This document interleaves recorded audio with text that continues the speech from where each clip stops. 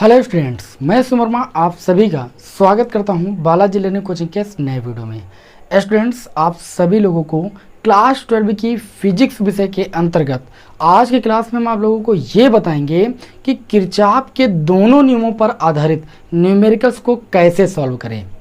काफ़ी विद्यार्थियों का कमेंट रहता है कि सर किरचॉफ के नियमों पर आधारित जो न्यूमेरिकल होते हैं वो काफ़ी कठिन होते हैं, उनको हम सॉल्व नहीं कर पाते हैं। आप इस क्लास को अंत तक देखिएगा, मैं आप सभी से वादा करता हूं कि आप किरचॉफ के दोनों नियमों पर आधारित न्यूमेरिकल को सॉल्व कर पाएंगे। ये बहुत ही आप सभी लोगों के लिए ज़बरदस्त क्लास है और इस क्लास से आपके बोर्ड एग्जाम में 100% 3 से 5 नंबर कंफर्म हो सकते हैं, क्योंकि किरचॉफ के नियम पर आधारित न्यूमेरिकल आपके बोर्ड एग्जाम में हर बार पूछा जाता है। या तो ये पूछा जाएगा या तो ये पूछा जाएगा, एक न्यूमेरिकल जरूर आएगा। अब जो ये न्यूमेरिकल है किरचॉफ के प्रथम नियम पर आधारित है, जो ये न्यूमेरिकल है किरचॉफ के द्वितीय नियम पर आधारित। किरचॉफ के दो नियम है, आप सभी को पता है। पहला नियम क्या है? पहला नियम है संधि का नियम अथवा धारा का नियम। किरचॉफ के पहले नियम को हम संधि का नियम अथवा धारा का नियम कहते हैं। संधि अथवा धारा के नियम के अनुसार किसी वैद्युत परिपथ के किसी भी संधि पर मिलने वाली समस्त धाराओं का बीजगणितीय योग जो होता है शून्य होता है। या इसको हम ऐसे भी बोल सकते हैं कि किसी वैद्युत परिपथ के किसी संधि पर मिलने वाली धाराओं में जो आने वाली धाराओं का योगफल होता है वो जाने वाली धाराओं के योगफल के बराबर होता है। ये है आपका किरचॉफ का प्रथम नियम। जैसे मान लीजिए ये आपकी एक संधि पी, इस पर कोई धाराएं आ रही हैं जा रही हैं, जैसे ये जा रही है, ये आ रही है, ये आ रही है, ये जा रही है। तो जो जाने वाली धाराएं जैसे ये I1 I2 ये जाने वाली हैं और I3 I4 आने वाली है। तो संधि का नियम ये कहता है कि जो I3 प्लस I4 यानी जो आने वाली धारा है इसका बीजगणितीय योग जो जा रही धारा है I1 प्लस I2 जा रही ना, इनके बीजगणितीय योगफल के बराबर होगा। ये आपका जो है दूसरा पहला नियम है संधि अथवा धारा का नियम। तो इस नियम को लगाकर कैसे हम क्वेश्चन नंबर 1 को सॉल्व करेंगे। ये क्वेश्चन जो मैंने पहला लिया ये भी बोर्ड एग्जाम 2019 में आपका पूछा गया है और ये प्रश्न शायद बोर्ड एग्जाम 2022 में पूछा गया है। तो चलिए आपको हम बताते हैं सबसे पहले किरचॉफ के प्रथम नियम को। ठीक, तो मैंने आपको बता ही दिया कि किरचॉफ का प्रथम नियम क्या होता है। और ये जो किरचॉफ का प्रथम नियम है ये किसके संरक्षण का अनुपालन करता है या पालन करता है? आवेश संरक्षण का पालन करता है। ये बोर्ड एग्जाम में बहुविकल्पी में पूछा गया है कि जो संधि का नियम है धारा का नियम है ये किसके संरक्षण पर आधारित है? तो आप याद रखना आवेश संरक्षण के सिद्धांत पर आधारित है। तो पहला न्यूमेरिकल इस तरीके से आपसे पूछा गया है कि निम्नांकित चित्र से धारा I का मान ज्ञात कीजिए। आपके सामने चित्र बना हुआ है, आपको इस चित्र से जो धारा यहाँ पर I है इसका मान ज्ञात करना है। हालांकि आपको 3 धाराएं ज्ञात करनी है I2 I1, क्योंकि I2 I1 अगर नहीं ज्ञात होगा तो I3 I यहाँ पर जो धारा है वो नहीं आएगी। आपको इस चित्र से I धारा का मान निकालना है। तो देखिए जो किरचॉफ के प्रथम नियम पर आधारित न्यूमेरिकल होते हैं उनको सॉल्व करने के लिए हमें संधि की जरूरत होती है। जैसे यहाँ पर इस चित्र को देखें तो यहाँ पर 3 संधि है, एक P संधि है और एक Q संधि है, एक R संधि। संधि का मतलब जहाँ पर सभी धाराएं आकर मिलती हैं या उस बिंदु से दूर जाती हैं उसको संधि बोलते हैं।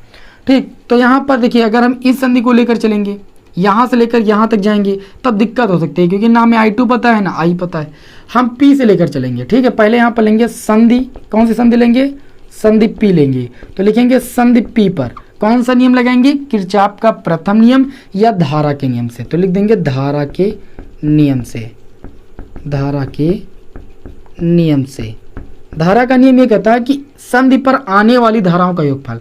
तो इस संधि पर धारा आ रही 2 एम्पियर की और आ रही 2 एम्पियर की, तो दोनों को हम जोड़ लेंगे 2 + 2। और इस संधि से दूर जा रही 1 एम्पियर की धारा और I1, तो यहाँ पर 1 + I1 को जोड़ लेंगे। तो आने वाली धाराओं का योगफल जाने वाली धाराओं के योगफल के क्या हो गया भाई? बराबर हो गया। 2 2 4 हो जाएगा, एक इधर आएगा -1 हो जाएगा बराबर I1, यानी I1 का मान यहाँ से आ जाएगा 4 से 1 जाएगा 3 एम्पियर। ठीक, तो मैंने पहली संधि P पर I1 का मान निकाल लिया, कितना आया भाई? 3 एम्पियर की धारा आ गई। अब इस संधि से दूसरी संधि पर पहुंचेंगे Q पर, तो लिखेंगे संधि Q पर। कहाँ पर भाई? संधि Q पर। किस नियम से? धारा के नियम से या संधि के नियम से या किरचॉफ के प्रथम नियम से। इस संधि पर आने वाली जो धारा है वो 3 एम्पियर की है और जाने वाली I2 है और जाने वाली 1 एम्पियर है, मतलब एक ही धारा आ रही है 3 एम्पियर की। तो 3 का जो मान हो जाएगा वो इसके जाने वाली धाराओं के योगफल के बराबर होगा, 1 + I2 के योगफल के बराबर होगा। 1 इधर लाएंगे तो ये आपका I2 बराबर हो जाएगा 3 - 1 यानी बराबर आपका 2 एम्पियर की आ जाएगी धारा। यानी जो I2 का मान आएगा, ये जो I2 है इसका मान आएगा 2 एम्पियर। अब आ जाएंगे इसी तरीके से संधि आर पर, तो यहाँ पर लिखेंगे संधि आर पर। कहाँ पर भाई? संधि आर पर। किस नियम से? किरचॉफ के प्रथम नियम से। इस संधि आर पर आने वाली जो धारा है वो I2 है, I2 का मान 2 है, प्लस और कौन सी धारा आ रही है? तो आने वाली धारा 1 एम्पियर की भी इसी संधि पर आ रही है। तो आने वाली धाराओं का योगफल इस संधि से दूर जाने वाली धाराओं के योगफल के बराबर होता है। इस संधि से दूर जा रही है आपकी 1.2 एम्पियर की धारा, और जा रही है संधि से दूर I एम्पियर की धारा। देखिए 2 1 कितना हो जाएगा? 3, और ये आपका हो जाएगा 1.2 प्लस I का मान अगर यहाँ से निकालोगे 3, 1.2 उधर जाएगा, माइनस का 1.2 हो जाएगा। तो यहाँ से I बराबर 3 से 1.2 जाएगा तो 1.8 एम्पियर की धारा। मतलब इस चित्र से जो I का मान होगा वो 1.8 एम्पियर होगा। देखिए एकदम सिंपल था कि नहीं? आपको क्या करना है, एक एक संधि पर बस धारा का नियम लगाना है, आने वाली धाराओं का योगफल बराबर जाने वाली धाराओं का योगफल, और आपको सॉल्व करते जाना है। लास्ट में जिसका मान निकालना होगा आप निकाल सकते हो बड़ी आराम से किरचॉफ के प्रथम नियम को लगा करके। यहाँ पर जो दूसरा न्यूमेरिकल मैंने आपके सामने नोट किया है, चित्र बनाया है, ये आपके बोर्ड एग्जाम 2022 में पूछा गया है, और ये प्रश्न किरचॉफ के द्वितीय नियम पर आधारित है। इस प्रश्न में ये बोला जा रहा है कि वैद्युत परिपथ संबंधी किरचॉफ के नियमों को लिखिए और दिए गए परिपथ में प्रत्येक प्रतिरोध में धारा की गणना ज्ञात कीजिए। ठीक, यहाँ पर गणना कीजिए, ज्ञात कीजिए, मान ज्ञात कीजिए। तो यहाँ पर आप देख सकते हो, यहाँ पर जो धारा I2 है वो इस प्रतिरोध में बह रही, जो I1 धारा है वो इस प्रतिरोध में बह रही, जो I3 धारा है ये इस 2 ओम के प्रतिरोध में बह रही है। सबका अलग अलग मान निकालना है आपको बंद पास का नियम लगा करके, यानी उल्टता का नियम या किरचॉफ का द्वितीय नियम लगा करके। तो सबसे पहले यहाँ पर आपको हम बताते हैं कि जो किरचॉफ का द्वितीय नियम होता है उनको किन किन नियमों के नाम से जाना जाता है, क्या यह नियम होता है, और यह किसके संरक्षण का अनुपालन करता है या पालन करता है। जैसे मैंने अभी किरचॉफ के प्रथम नियम को समझाया, तो समझिएगा जो किरचॉफ का द्वितीय नियम है इसे पास का नियम भी कहते हैं, इसे उल्टता का नियम भी कहते हैं। क्या कहते हैं? पास का नियम या उल्टता का नियम या किरचॉफ का द्वितीय नियम। किरचॉफ के द्वितीय नियम के अनुसार किसी वैद्युत परिपथ के किसी पास में कार्य करने वाले या किसी पास में बहने वाली धाराएं और संगत प्रतिरोध के गुणनफल का बीजगणितीय योग उस पास में कार्य करने वाले समस्त वैद्युत वाहक बलों के बीजगणितीय योगफल के बराबर होता है। ये होता है किरचॉफ का द्वितीय नियम। अब आप कहोगे सर जी क्या इस नियम को हम रटें, और कभी विद्यार्थी तो उसको रट लेते हैं। देखिए मैंने समझ के बताया है। मैंने कहा कि किसी वैद्युत परिपथ के किसी बंद पास में विभिन्न खंडों में, आप बोल सकते हो विभिन्न खंडों में, या उस पास में बहने वाली जो धाराएं हैं और धाराओं के संगत जो प्रतिरोध है उनका गुणनफल का बीजगणितीय योग उस पास में कार्य करने वाले समस्त वैद्युत वाहक बलों के बीजगणितीय योगफल के बराबर होता है। आपको कैसे जी पास क्या होता है, हम कैसे पास को कैसे पहचानेंगे? बंद पास क्या होता है? देखिए बंद पास में क्या होता है, आपका सेल होता है, ठीक, उस सेल से धारा प्रवाहित होती है, और धारा प्रवाहित होती है और उसमें प्रतिरोध लगा होता है। प्रतिरोध के जो संगत धारा होती है, धारा और प्रतिरोध के गुणनफल का जो बीजगणितीय योगफल होता है, जितनी भी धाराएं होंगी, जितने भी प्रतिरोध होंगे, ठीक, सबका गुणनफल के करके योग करेंगे, और जो योग होगा उस पास में कार्य करने वाले समस्त वैद्युत वाहक बलों के बीजगणितीय योगफल के बराबर होगा। इस पास में जैसे एक वैद्युत वाहक बल लगा है तो इसका वैद्युत वाहक बल 1 वोल्ट है, तो हम 1 वोल्ट के बराबर दिखाएंगे। 2 सेल लगे होते तो दोनों सेलों का वैद्युत वाहक बल जोड़ करके हम क्या करते, धारा और प्रतिरोध के गुणनफल का जो बीजगणितीय योगफल है वो सेल के वैद्युत वाहक बल के बीजगणितीय योगफल के बराबर दिखा देते। मतलब जितने भी सेल होते हैं उन सब का वैद्युत वाहक बल दिखा देते। तो यहाँ पर देखिए अगर हमें I2, I1, I3 धारा का मान निकालना है तो सबसे पहले तो आप एक बात यहाँ पर लिख सकते हो। क्या लिख सकते हो? यहाँ पर लिख सकते हो बिंदु C पर, यहाँ पर एक बिंदु C है, आप देख पा रहे हो कि बिंदु C पर ये I2 धारा जाकर भी मिल रही है, I1 धारा जाकर भी मिल रही है, और ये दोनों धारा यहाँ पर अगर मिल रही हैं तो यहाँ से जो धारा निकलेगी, जैसे I3 धारा निकल रही, तो जो I3 धारा निकल रही वो इस धारा और इस धारा यानी I1 और I2 के योगफल के बराबर होगी। सबसे पहले फिगर में इस बात को समझिएगा। फिर यहाँ पर हम किरचॉफ का द्वितीय नियम लगाएंगे। अब यहाँ पर लिखेंगे, पहले बंद पास लेंगे तभी तो किरचॉफ का नियम लगाएंगे। किरचॉफ का जो नियम होता है वो बंद पास में लगता है। बंद पास आपको धारा की दिशा में लगाना है। जैसे यहाँ पर इधर की ओर धारा बह रही तो यहीं से आप बंद पास ले लीजिए, डी फिर C A D, D C A D, मतलब जहाँ से चलो वहीं पर फिर आ जाओ। में क्या लगाओगे? किरचॉफ का द्वितीय नियम। ठीक, तो द्वितीय नियम से, किरचॉफ के द्वितीय नियम से, द्वितीय नियम में भी मैंने बताया, क्या बताया कि जो बंद पास होगा उसमें बहने वाली धारा और संगत प्रतिरोध का गुणनफल। धारा I2 बह रही, I2 के जो संगत प्रतिरोध है वो 1 ओम का प्रतिरोध है, तो I2 धारा को हम 1 ओम के प्रतिरोध से गुणा कर देंगे, प्लस लगाएंगे, फिर इसी धारा की डायरेक्शन में चलेंगे। ये धारा मुड़ गई इधर की ओर, ये धारा हो गई I3, और इस I3 धारा के संगत प्रतिरोध कितना है, 2 ओम का। ठीक, तो धारा और प्रतिरोध का जो गुणनफल का बीजगणितीय योग है, देखिए इसका मैंने योग ही तो किया, इसका योग इस पास में कार्य करने वाला जो वैद्युत वाहक बल है, देखिए वैद्युत वाहक बल कितना है, 1 वोल्ट, इसके बराबर होगा। यही तो किरचॉफ का द्वितीय नियम है।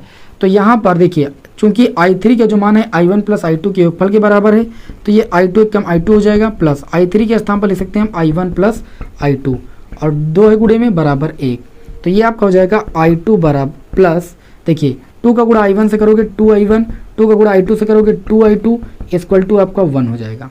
ठीक है, 2I1 आपका वैसे लिखा रहेगा, लेकिन I2 और 2I2 जोड़ के आपका हो जाएगा 3I2 बराबर 1 हो जाएगा। इसको हम मान लेंगे समीकरण 1।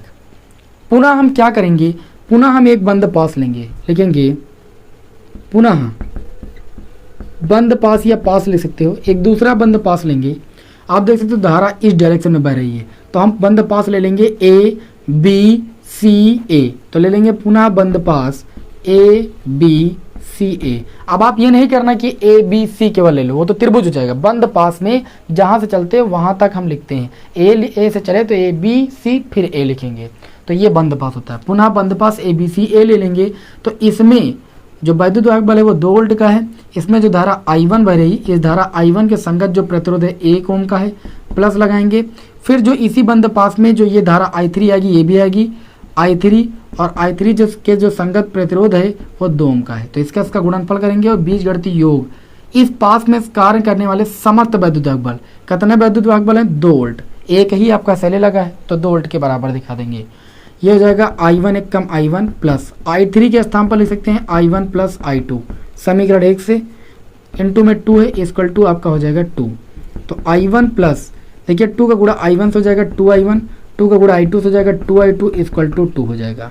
ये 2I1 आपका 3I1 प्लस का 2I2 इक्वल टू 2 हो जाएगा, समीकरण 2। यहाँ पर लिखेंगे समीकरण 1 व 2 से।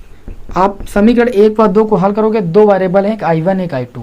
कक्षा 10 में पढ़े हो 2 चरराशि वाले रैखिक समीकरण युग्मों को हल करना, विलोपन विधि, प्रतिस्थापन विधि, वज्रगुणन कड़ी विधि, ये सब आप लोगों ने विधियां पढ़ी। उन विधियों से क्या करते थे, जो 2 वेरिएबल समीकरण में उपस्थित होते थे उसमें से एक वेरिएबल का मान निकालते थे। तो यहाँ पर देखिए हम किसी एक वेरिएबल का जो है गुणांक बराबर करेंगे, वेरिएबल का मतलब I1 I2 में से किसी एक का गुणांक बराबर कर लेंगे। यहाँ 3I1 है, यहाँ पर 2I1 है, अगर इसको 3 से गुणा कर दे, इसको 2 से गुणा कर दे तो 6I1 हो जाएगा। फिर घटा देंगे, I1 खत्म हो जाएगा, I2 का मान आ जाएगा, I2 का मान आने पर किसी समीकरण में रख देंगे, तो हमें किसका मान मिल जाएगा, I2 का मान भी मिल जाएगा, I1 का मान भी मिल जाएगा। तो देखिए हम समीकरण 1 को लिखेंगे 3 से गुणा करके, तो 3 से गुणा करेंगे, 3 दूनी कितना हो जाएगा भाई, 6I1 हो जाएगा, और 3 से गुणा इसको करेंगे तो कितना हो जाएगा आपका 9I2 हो जाएगा बराबर। 3 से गुणा RHS में करेंगे, 3 एकम 3 हो जाएगा। अब I2 को 2 से गुणा करेंगे तभी 6I1 बनेगा, तो 2 तिहाई कितना हो जाएगा 6I1, 2 का गुणा 2 से करेंगे कितना हो जाएगा 4I2, 2 का गुणा 2 से करेंगे 2 दूनी कितना हो जाएगा 4। अब इन दोनों समीकरणों को घटाने पर घटा देंगे भाई, 6I1 से 6I1 आपका कैंसिल हो जाएगा। मैं यहाँ पर कैंसिल करके आपको बता रहा हूँ, लेकिन आपको कैंसिल नहीं करना है, ठीक है। आप एग्जाम में कैंसिल नहीं करना। आप बचपन में जब 3 से 3 को घटाते थे तो 0 लिखते थे, ना कि तो 3 से 3 को काटते तो थे नहीं, तो काटना नहीं आपको भाई, डायरेक्ट मैं समझा रहा हूँ आपको, आप समझिएगा। अब यहाँ पर देखिए 9I2 से आपका 4I2 जाएगा तो आपका 5I2 बच जाएगा, और 3 से 4 जाएगा तो माइनस का 1 बच जाएगा। कितना बचेगा, माइनस का 1। तो यहाँ से जो मान निकलेगा, ध्यान दीजिएगा, यहाँ से जो I2 का मान आएगा वो आपका आ जाएगा -1/5। -1/5 को आप ले सकते हो -0.2 एम्पियर भाग करने पर। तो यहाँ से आपको I2 का मान मिला। किसका मान मिला भाई, I2 का मान मिला। I2 का मान कितना मिला, 0.2 एम्पियर। अब I2 का मान मिला है तो किसी एक समीकरण में रख देंगे तो I1 का मान मिल जाएगा। लिखेंगे समीकरण 1 से, समीकरण 1 है आपके 2I1 प्लस, सॉरी मैंने 3 लिख दिया, 2I1 plus 3I2 equal to 1। I2 का मान रखेंगे तो 3 इंटू I2 का मान -1/5 है, तो प्लस माइनस का गुणा माइनस हो जाएगा, 1/5 बराबर 1। 2I1 सॉरी ये उधर जाएगा तो 1 और ये माइनस का उधर जाएगा प्लस का 3/5 हो जाएगा। 5 एकम 5 और 3 कितना हो जाएगा 8/5। 2 से 8 को काटेंगे 4 हो जाएगा। I1 का मान आ जाएगा 4/5। 4/5 का मतलब क्या है 0.8 एम्पियर की धारा, यानी जो I1 का मान होगा वो 0.8 एम्पियर होगा। हम क्या करेंगे, अब I1 और I2 का मान रख देंगे इस समीकरण में, क्योंकि हमें I1 I2 के योग से ही I3 का मान मिल रहा है। तो लिखेंगे तब I3 बराबर I1 का मान आया है 0.8 एम्पियर और I1 का मान 0.8 एम्पियर और I2 का मान आया माइनस का 0.2 एम्पियर। ठीक, I3 बराबर 0.8 से 0.2 जाएगा 0.6 एम्पियर की जो धारा आ जाएगी वो I3 में आ जाएगी। इस तरीके से आपको तीनों धाराओं का मान निकालना था।